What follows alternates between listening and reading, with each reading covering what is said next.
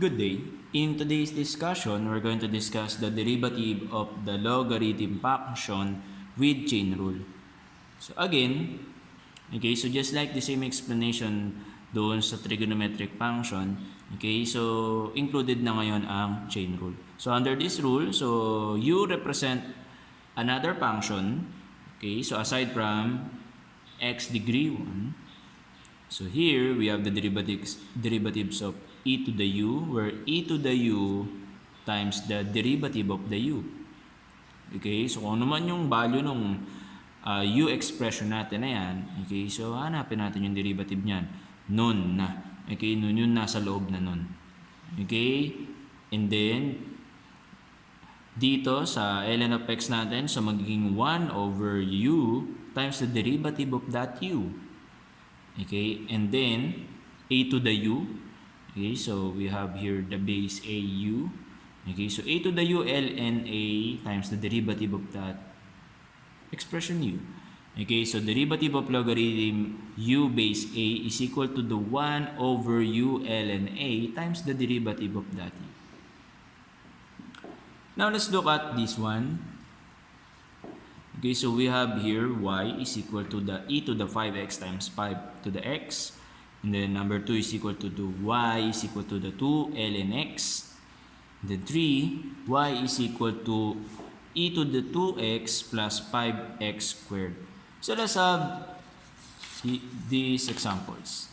Okay, so ang una nating kukumputin is this. Okay, so e to the 5x times 5x. So alam natin, no, kitang-kita naman, no? So gagamitan natin to ng product rule. Okay, so kung pa-product rule tayo dito, so lagay na natin muna yung d over dx natin. So to e to the 5x times 5x. Okay, so express na natin siya in the pattern of product rule. So under the product rule, no, sulat muna natin si first term. So e to the 5x times sa derivative ni second term. So that is 5 to the x.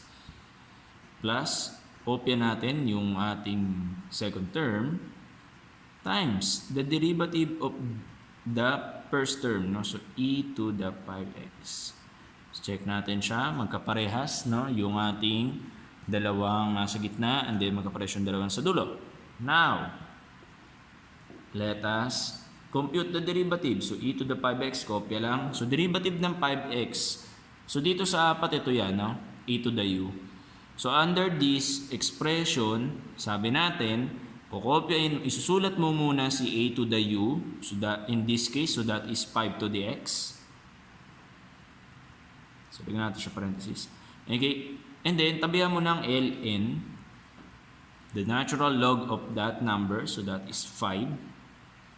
And then times the derivative of that function. So in this case, that is x plus 5 to the x, and then derivative ng e to the x to the 5. So derivative niyan talaga ay yung kopya lang din, no? So nakita natin yan. So e to the 5x. Okay, times the derivative of that expression 5x. And then okay, so let us simplify this one further. So e to the 5x times 5 to the x ln 5 times 1. So dito sa part na to, makapansin nyo, no, pagka variable x talaga, parang yung dati lang na definition yung gagamitin natin. Okay, so kasi nga, they are the same naman talaga. Just happen lang talaga na variable 1 lang kasi talaga to eh. Kaya naging ganyan lang. So parang ito lang yung nangyari. Okay, so pansin ba natin yun, no? So parang ganyan lang yung nangyari. Kasi nga 1 lang yun eh. Okay, so 1, 5 to the x, and then natin to, no? So that is e to the 5 to the x times 5. Okay, and then no, simplify natin to, no? Simplify pa natin siya. So e to the 5x ln 5 plus, kasi natin to, ito ay dalawang multiplication. So 5 to the x times 5, So gagamit tayo dito ng exponent, no? So loss of exponent. So pag loss of exponent natin, same base, nag-a-add ang exponent. So magiging x plus 1. No? Kasi 1 yung exponent nito eh. X yung exponent niyan, same base naman. Okay? Times e to the 5x. Okay? So this can be the final answer na rin, no? Kung gusto niyo pang i-common factor si e to the x to the 5, it's okay. But this is already acceptable. Okay? So now let's proceed with number 2.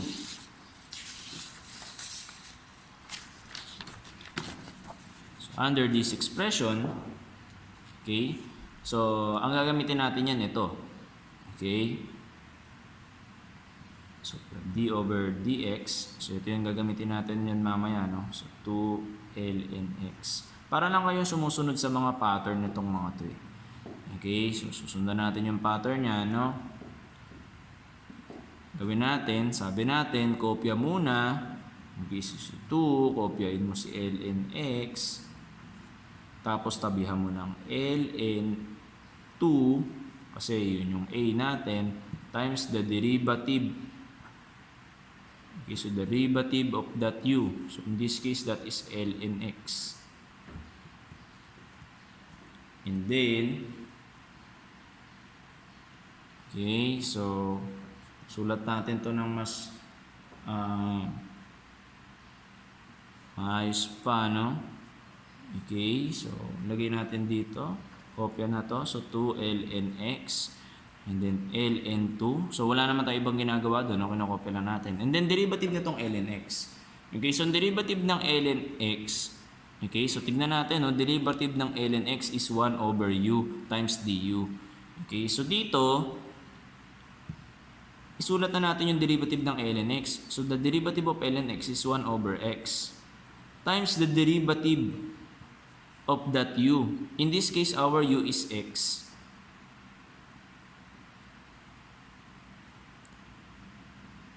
Okay, so the derivative of x. And then, sulat natin to ng ano, no? Mas maayos pa. Okay, so 2 ln x times ln 2 times 1 over x times 1. Kasi nga yun yung derivative. Okay, and then simplify it further. So pag sinimplify natin yan, so this could be considered as the final answer natin, no? So 2 ln x ln 2 over x. Minultiply na natin sila dito sa fraction 1. Okay, so remember na this is 1/2, this is all over 1. So nag-multiply lang tayo ng dalawang fraction. So we have here the final answer. So since na 1 lang naman yan, edi copy lang. Okay? So kung mapapansin natin dito sa expression natin, no, x yung nalagay ko. So that should be u. But all throughout is the same. Now let's have this example again. Okay, so our third example. So under this third example, gagamit tayo ng sum rule.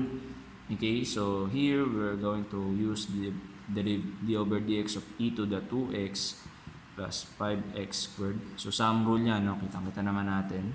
Okay, so hihiwalayin na natin yan. So e to the 2x plus d over dx of 5x squared. And then, derivative ng e to the u. Okay, so tingin tayo dito. So mangyayari dyan, kopya in si function times the derivative pa ulit nung nasa taas niya. So that is 2x. Okay, plus derivative nitong expression lang muna na to. Okay, so according to this one, sabi natin, kopya mo tong si 5x to 5 to the x squared. Tabihan mo ng ln. Kopya mo ulit yung base times d over dx nung function natin, that is x squared. And then simplify it further. So e to the 2x times 2 plus 5 to the x squared ln 5 times 2x. Okay, so actually, this is already the derivative. So kung gusto nyo pa siyang i-arrange or kung gusto nyo pa siyang ayusin yung itsura, okay lang din. Okay, but this is already considered as the answer. Okay, so that's all. Okay, so for the derivative of the logarithmic function with chain rule. Thank you.